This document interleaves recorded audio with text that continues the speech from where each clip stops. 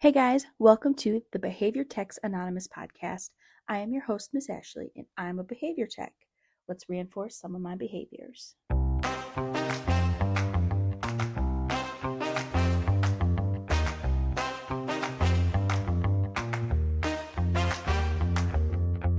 Hi guys, welcome to the 4th episode of Behavior Techs Anonymous.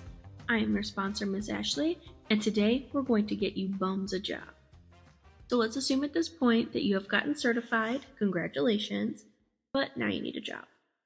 Where you want to work matters. We are able to work in communities, in homes, in clinics, and schools, and each place brings on its own set of challenges, the pros and the cons, that you really need to consider when you're trying to find a job in the field. Not every place is meant for everybody, so really explore your options and think about who you are as a person before trying to go into a place. But we are going to start with my most favorite, which is a school setting. School settings pose different challenges that I haven't faced in other places. The biggest one of those being explaining my job to people. So I have had to explain my job to every single member of the school staff, from the principals to the janitor. I honestly really had to do that.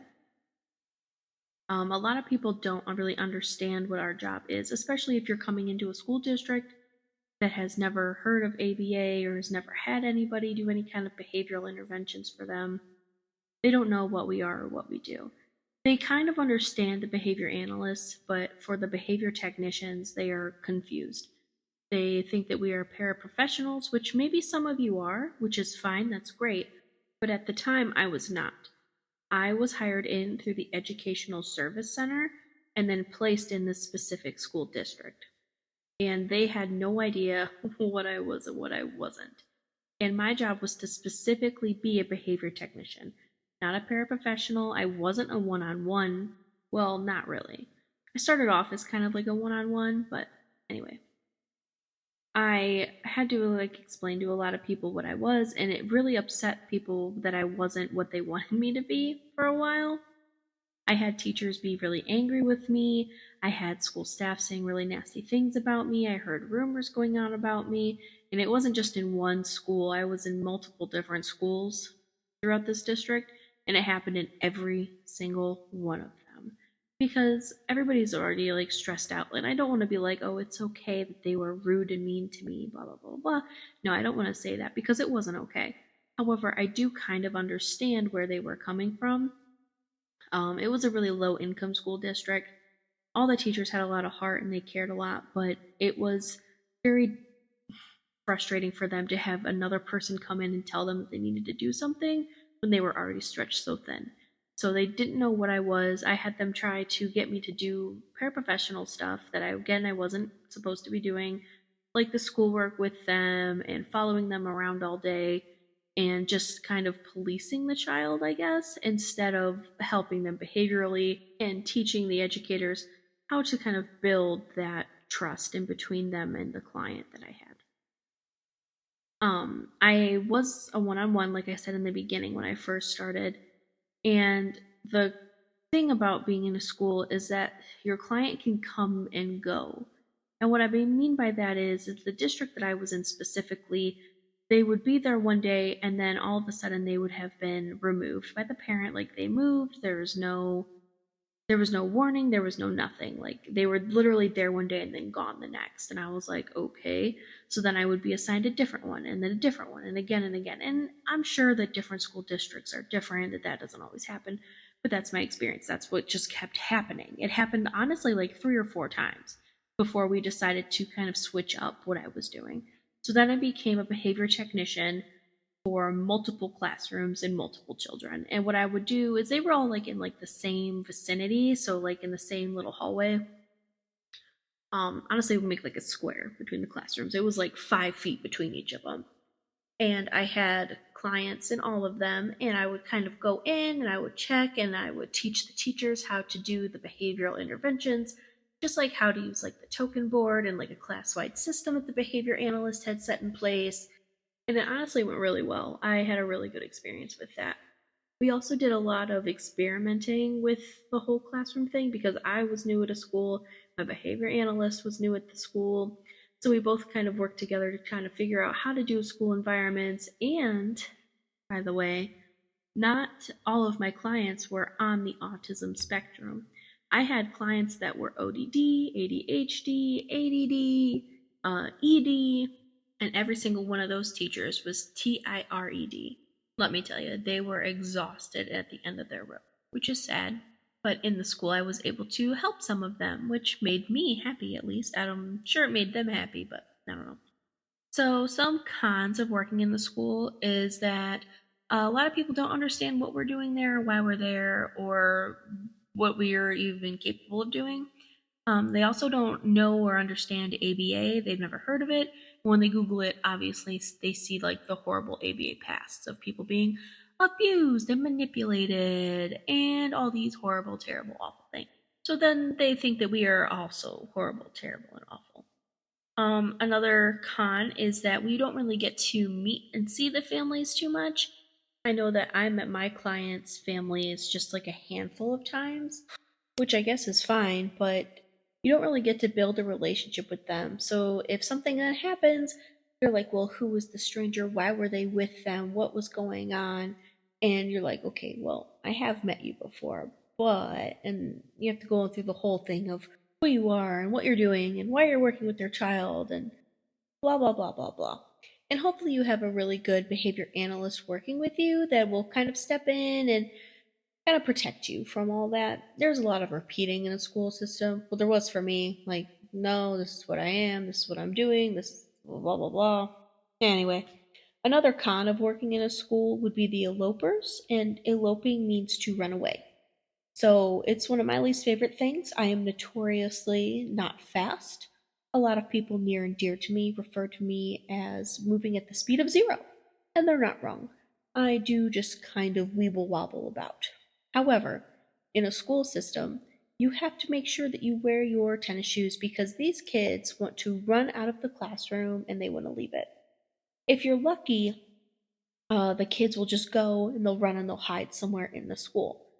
Now, if you're not lucky, like me several times, they will run out of the room, they will run down the hall, out the doors, and then in the community, and they will just be gone. And when that happens, when both scenarios happen, you want to make sure that you have tennis shoes on. Because flats and anything else, flat slides, nothing compares to some laced up tennis shoes while you are barreling after a child. I have to go from 0 to 100 real quick. It's super adrenaline inducing. You just gotta be ready to go. You can't be sitting there twiddling your thumbs, playing on your phone, doing whatever you want to do. No. Especially if you were like me and you had multiple different classrooms with different kids in them. I mean, I would hear footsteps just thundering down the hallway, and I knew immediately I had to leave whatever room I was in and go make sure that it wasn't one of my babies. And sure enough, 9 times out of 10, it was one of mine screaming, I'm free, and going out that door. Oh my gosh, so freaking stressful. And another con for the school system is that sometimes you can't do certain things if the school administration doesn't want you to do them. So, for example, if you have a client that is physically aggressive and they are currently like aggressing towards you, like punching you, hitting you, just really just going at you, right? And oftentimes in the field, our tolerance for those certain things are higher than everybody else's. So, like, we would be de escalating a situation like that and working through it, and we're like, okay, like, we're going to power through. And after 45 minutes to an hour go by, and the child is still just trying to aggress, and we have moved them to a safe space where they could just do it freely without hurting themselves or other people, they just keep going. The administration is probably going to want to call their parents and have the parents come pick them up. And we can't really be like, no, don't do that. We can advise, like, hey, I don't really think that's a good idea. I think leaving the school is what they want to do.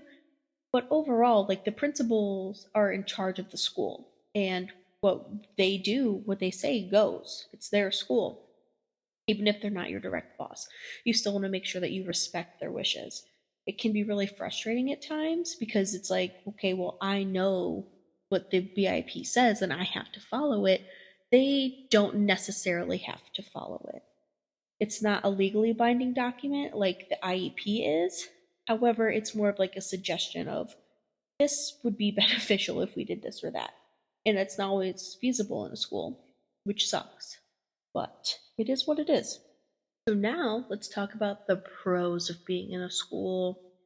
Schools are my favorite setting to be in, and there's just this is why, okay? Are you ready for this? You get every single school holiday off.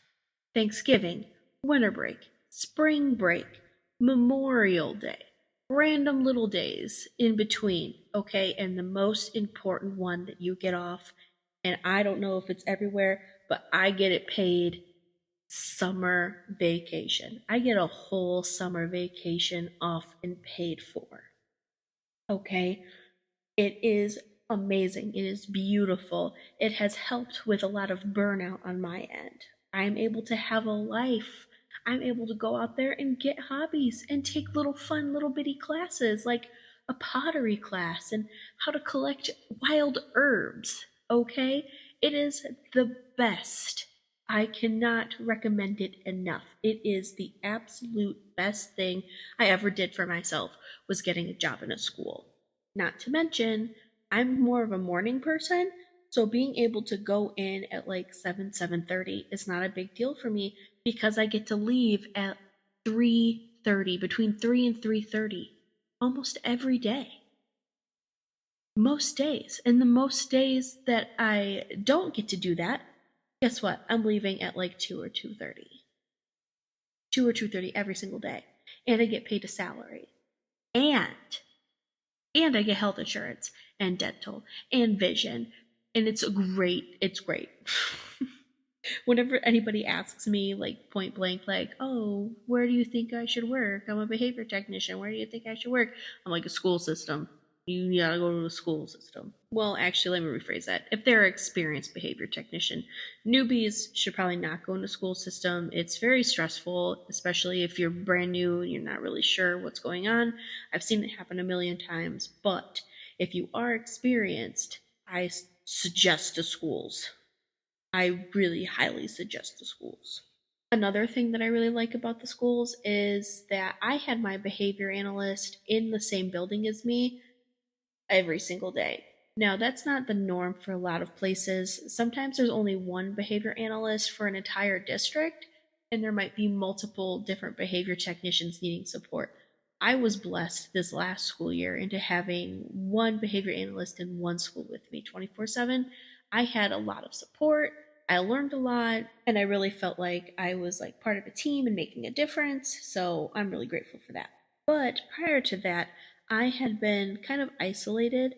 I had been in a school where they were not very welcoming of me. Again, they didn't really understand what I was doing, but they also just like weren't wanting to. They were very unwelcoming. I was pretty much isolated and ostracized. I would go into like the lunchroom and people would not say hi to me. I'd be like, hi. And everyone would just like kind of side eye me and look at me. And I could hear them like whispering about me right in front of me. I was like, okay.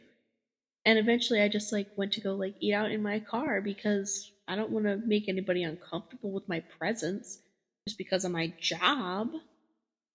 But again, that was like the first year. So it didn't stay like that, obviously, or I wouldn't be like, oh my god, yes, it's cool. But it was definitely difficult. It definitely really hurt my feelings, and I remember crying about it because I'm a big baby. And I was like, oh, nobody wants to be my friend.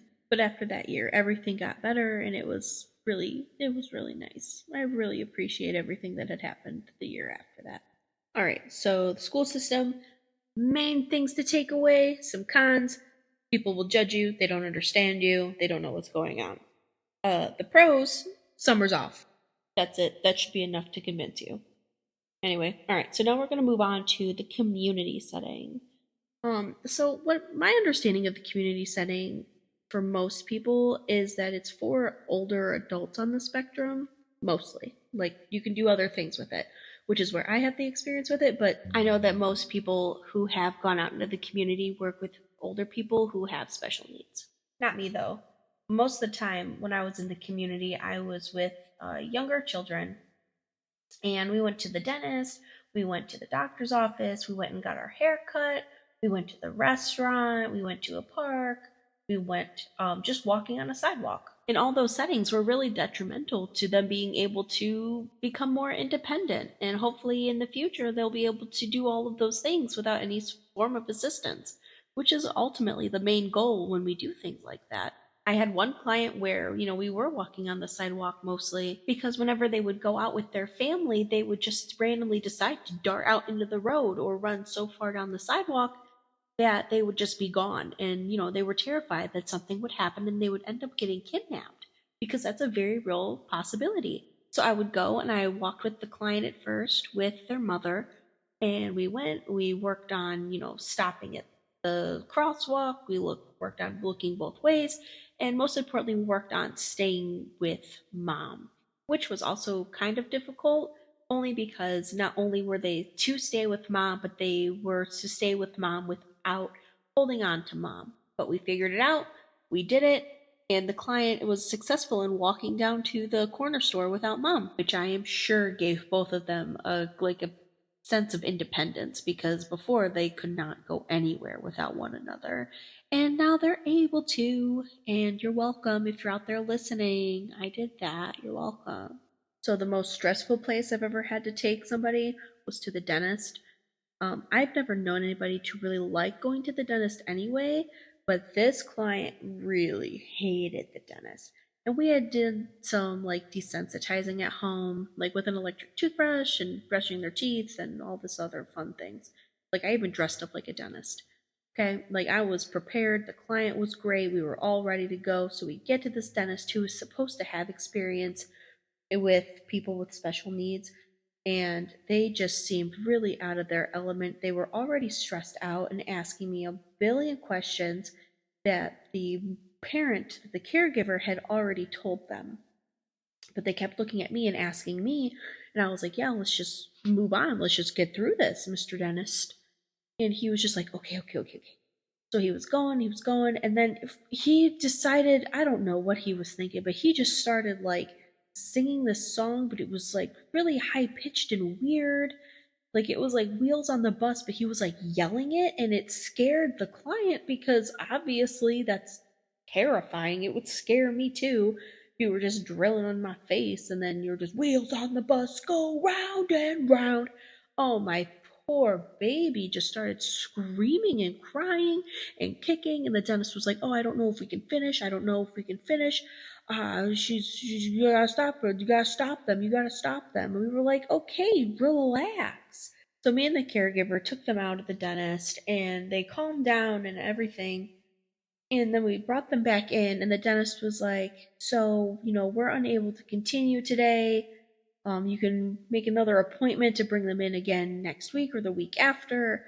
Thanks, look forward to seeing you there." And I was like, "What?" And he was like, "Yeah, because you guys had left the building, so you guys lost the appointment." And I thought that that was really crappy because we had been really looking forward to this dentist appointment for weeks. We were ready, we were rearing to go. And it's not like the dentist wasn't a reputable dentist. People liked him, he had really great reviews. And the caregiver had called and confirmed that he had worked with people with special needs. He was like, "Oh yeah, that's fine. No matter the age or the disability, we work with them." We were like, "Okay, cool." But apparently not. And I've had a lot of horrible times at the dentist, but that was one of the top 10 most horrible times I've ever had at a dentist. I could not even believe it. Oh, also when you're out in the community and somebody comes up to you, no matter who it is, they come up to you and they're asking you questions about what you're doing with that kid, why you're doing it, who you are to them, and all this other stuff. You legally cannot tell them that you are their behavior technician. It is a breach for HIPAA, and it's not something that you can do. I know that the clinic that I had worked at suggested telling people who asked that you were a family friend or that you were just an aunt and uncle or a nanny to the family, which I don't know. I don't like the family friend one specifically because I think it sounds kind of kidnappery. Oh, do you know who this person is? And God forbid your client be nonverbal.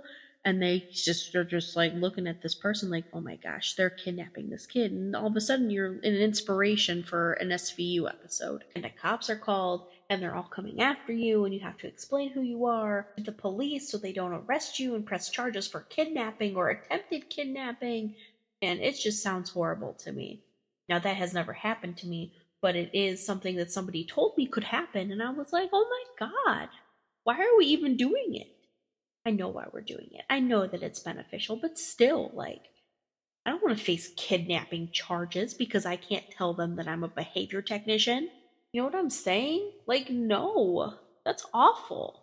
But I really don't know anybody who has been exclusively in the community for their behavior technician work. I know that other settings also have some community work kind of put into them, like school settings for field trips or in-home settings for going to like the park and out to eat and stuff. Um, so I wouldn't really worry about that one too much, but also keep in mind that it could just be like a small minor part of everything else that you do. So some cons of working in the community would be stranger danger, possibly being on SVU, and getting arrested for kidnapping. No, but really though, just being out in the community can be a little bit dangerous. Everything is really unruly. You're not really able to manipulate the environment or predict antecedents as strictly as you could in other settings. And there's overall more of a risk that something could go wrong, and it's too stressful for me. But some of the pros are that you get to really expose the client and their family to real world scenarios, like eating at a restaurant, how to be socially appropriate at a park, how to keep safe hands with strangers, and really just assist everybody in how to go about their daily lives just out in the world. Which brings us to our next setting is in home, which is the opposite of going out into the world. Now, in home is not my favorite. I don't like going into other people's homes. I have pretty bad anxiety and I'm too socially awkward for it. The family's always around, there's siblings, grandmas and grandpas, and it's too much. It is too much. And each family is super different. You know, you're going to come into contact with people who have a different culture than you, and you have to make sure that you are very much aware of their cultural differences and how things need to be operating in their home.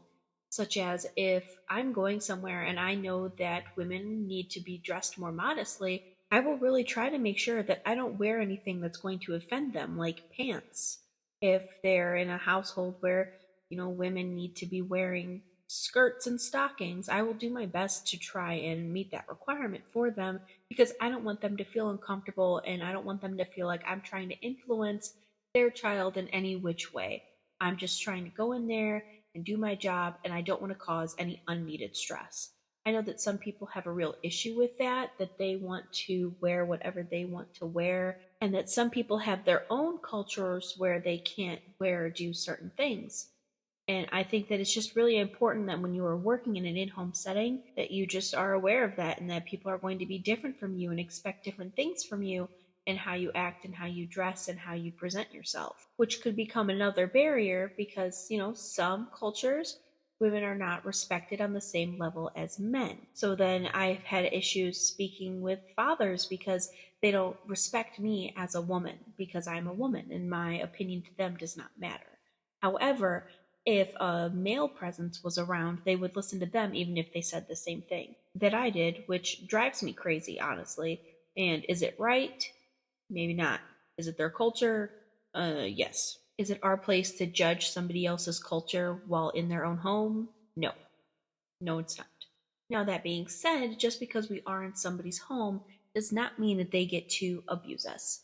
Not mentally, not physically, not emotionally, not verbally, none of it. And if something like that is happening to you in home, you need to say something, and if nothing happens, then you need to quit because that is ridiculous.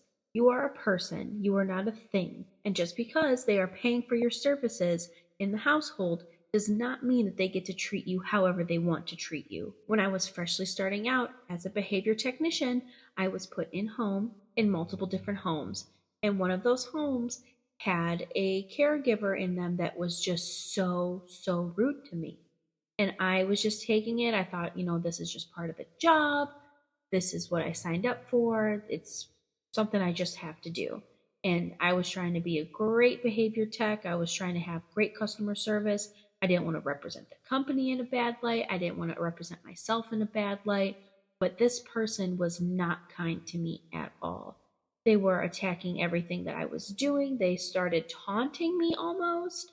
They did whatever they could, I think, to make me as uncomfortable as possible. And I'm pretty sure that they were like that to the other people in their home too, but they actually really did hurt my feelings. And I was just trying to do a good job because I had just become a behavior technician and I was already feeling a little bit insecure, but they just really like nailed it home. Like they made everything just worse off for me. And I remember going into the home and being so nervous. My heart was beating a million miles a minute. My stomach hurt. But I was like, this is just part of the job. Being uncomfortable is just part of the job. I got to go in, do my best, and just get out. And I did tell my behavior analyst at the time kind of what was going on and how I felt, but they, I think, thought the same as me, where it was just like, oh, well, you're new, you'll get used to it, yada, yada, yada. And that just wasn't the case for this one specifically because they were really awful. And I let myself be abused by them because I thought I was doing something great for their child. Like, it was like, okay, well, I guess I'll have to take this because this is benefiting this child, which is not even true because then they got to see me just be verbally abused by one of their caregivers, and it was like, great. But that's not to say that I didn't have some really wonderful times during an in-home session too. I had this one client that would just really love to go outside and like look at nature. So we would go out and we would do some NET out there, which is naturalistic training, where you use the environment and whatever the kid is doing, like a free flow learning thing, which was always really fun to do. I really enjoyed doing stuff like that. And also in home, you're kind of in your client's own environment, right? You're in where they are at 90% of their life, where all their things are, where their family's at, and it's more of a comfortable environment for them. So it makes things like teaching how to do teeth brushing easier, or helping them and their families establish a morning routine to help them get their day started and going and everything running smoothly. And it's also a great place to teach parents how to work with their children and how to do specific things when specific situations arise. Like if they start having an aggression and freaking out because they wanted an apple, but apples aren't available right now, and just how to like help them work through that. It's really rewarding. Doing some parent teachings when the parents are super receptive to what's going on. Both of you can see the success. So both you and the caregivers are able to see the success that you are having, which is really cool. So some pros and cons of working in home would be, let's start with cons. So the cons would be that sometimes parents can be abusive, which I know really isn't like funny, but like that's my experience. And again, like not all the parents were like that, but it still happened to me, and it's one of the main reasons why I don't like doing in home. Another reason why I don't like in home is because frequently the supervisions are virtual. And that's really hard, especially when you're a new tech and you're not fully confident in your abilities or what everything means. It can make things just that much harder, and you feel really unsupported, and it's really easy to feel isolated that way. So if you are just starting out and you've heard all these and you're like, well, I don't know what to do now, I would highly suggest starting in a clinic. Clinic-based behavior technicians have the opportunity to be able to work with other behavior technicians, some that have been there for a while. They can see others like them that have just started. It's better to be like closer to like the supervisors, so you'll get to actually meet your clinical director instead of just hearing that they exist. You'll have more access to your behavior analyst, to your admin, and just being able to, again, go back to being with the other behavior technicians. It's easier to kind of have a more stable like mental health aspect of it in a clinic when you have other techs that you can talk to, and they can like understand your experiences, which is often isolating in the other fields, or not the other fields, the other settings, just because you're often just by yourself. But in a clinic, there's other people there, there's other rooms you can go to, socializing your clients easier, just overall, like when you're starting out, the clinic is the way to go. Or if you're not very good at working on your own, like without constant supervision, That's what I would do. And in clinics, if you are not already registered to be a behavior technician, a lot of them offer their own trainings and will pay you to actually take the training. That way you don't actually have to do it yourself and try to get certified before you go in there. You get paid to do the 40 hours. They pay for you to take the test, at least the first time. That's what mine did, which was really cool because I didn't understand that at all. It was also where I felt the safest to work at, was inside of the clinic too. And again, I think it's just that support aspect of it. And this is like a really hard job. It's not easy at all, despite what anybody says. And it's important to have support from other people. I am still friends with some of my old technician friends that I had made in the clinic, whereas like other places, like not so much. Just because, we went through those things together. Whatever happened in the clinic, we went through it together. And it made the experience just like that much easier. So those are like all the places that you can work, the classic places that you can work. So the types of questions that you need to be asking in your interviews obviously have to do with your salary, the benefits, and the type of support that you get. And I always like to ask how many behavior techs per behavior analyst, just because behavior analysts can have up to 10, I believe, behavior technicians on their caseload that they need to supervise. And when it gets that high of a number, they are often not available for supervision or for assistance whenever you need help readily. There are often times when, they will be, but they have to give 5% of worked hours per behavior tech. And if they have 10 behavior techs that they need to supervise, and let's say each one of them works 40 hours a week, it's a lot of their time is spent in supervisions with other techs. So they might not have enough time to dedicate to you, especially if you're brand new. Now, for the compensation part, there are some places that will advertise paying behavior techs, and I'm in Ohio, so just base this off of whatever Ohio pay standards are. But they said that they pay between like $27 and $30 an hour, which is cool. Like that kinds of job is like really enticing. However, when they do that, more often than not, after you finish your 40-hour training, they bump you down to, let's say, like 35 hours a week, and they consider 35 hours a week to be full-time. And they tell you that that's okay because they offer benefits at 35 hours a week, which if you don't want to work 40 hours a week, I guess that's fine, but you don't get paid 40 hours a week. You know what I mean? And that's just a maybe. Often times when places offer the $27 to $30 an hour, you'll be working 5 to 10 hours a week. I've had so many interviews at places, and after I heard that, I'm like, okay, no. And you should also make sure that they offer benefits, because there are going to be times when you're going to absolutely need to go to the doctor and you're not going to be able to because you don't have insurance. And frequently, a lot of places don't really have insurance for behavior techs. They'll have it for the behavior analysts, but not for the technicians. The ones that do have it, I found, are often like more expensive, like the insurance is more expensive. So if you're not making the $30 an hour for 40 hours a week, it becomes more of a burden than anything else. So that's just like something to think about. And then if you are extra concerned about the insurance, like I am, ask about what kind of plans that they carry, so you can like look up and see if it's even worth it to even have that insurance and at that job. So the kinds of questions other than that I think that it's really important for you to ask are like, how often do you get paid?